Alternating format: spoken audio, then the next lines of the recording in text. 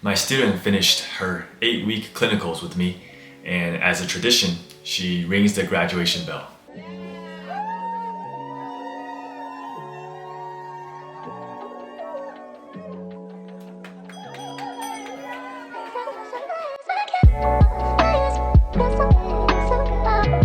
Hi, I'm Jeffrey, physical therapist, and welcome to Life of a PT. 8 weeks really just flew by, and I had to make sure she got the most out of her rotation and clinical experience with me here. After midterm, by week 6, she was basically seeing a full caseload, which for me is about 7 to 8 patients a day. That also means I get to do nothing for the rest of the 2 weeks.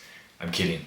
The days actually go by a lot slower when I'm not doing much and just observing the student. Again, I'm in neuro outpatient and we see patients by the hour, one-on-one. Most students will have more difficulty seeing the complex patients even toward the end of their rotations, which is okay. But what I'm looking for is improvement throughout their rotation. With the more straightforward cases like a mild stroke or mild Parkinson's, I'm able to observe from afar. With those type of patients, we usually go on nice long walks to the mall close to where I work. Along the way, there are different surfaces that we get to walk over or walk on, like ramps, uneven steps, stairs, escalators, and all real world scenarios for being out in the community with our patients.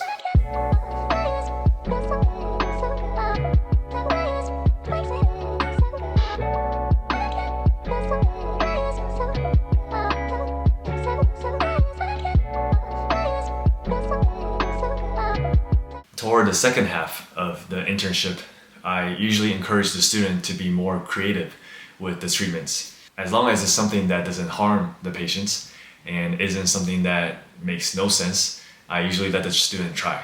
As far as seeing more complex patients, toward the end of her clinicals, we had a couple severe strokes.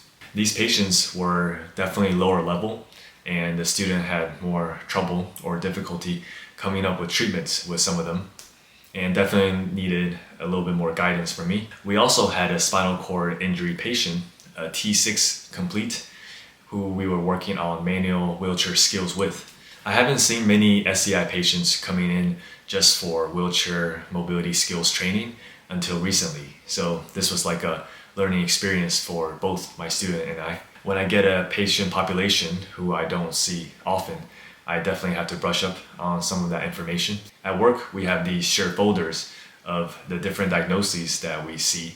And in the folders, there are everything that we need. So outcome measures, clinical presentation, how to set goals, and more. For this patient, I did have to watch a couple YouTube videos on how to administer the wheelchair skills test. So going through all those different things for the outcome measure. And I also looked up some videos on floor to wheelchair transfers and the different ways to do it and trying to figure out what's the best way for my patient. For this particular patient and for treatment, we are training wheelchair mobility skills. So doing the wheelies, going up and down curbs, and getting from the floor back into the wheelchair. It definitely took a couple weeks and some training. Now the patient is able to maintain a static wheelie for up to a minute. And we are still working on the floor recovery, but right now we are transitioning down to a 4-inch step. So we started off at an 8-inch to the wheelchair, 6-inch, and then slowly progressing from there. At the end, my student definitely passed her clinicals with me, and she is at entry level. I know she'll make a great therapist in the future, and I wish her all the best. Hope you guys enjoyed this video and the student update. Thank you guys for watching. Click here to watch my last vlog, where I talk about my workout journey.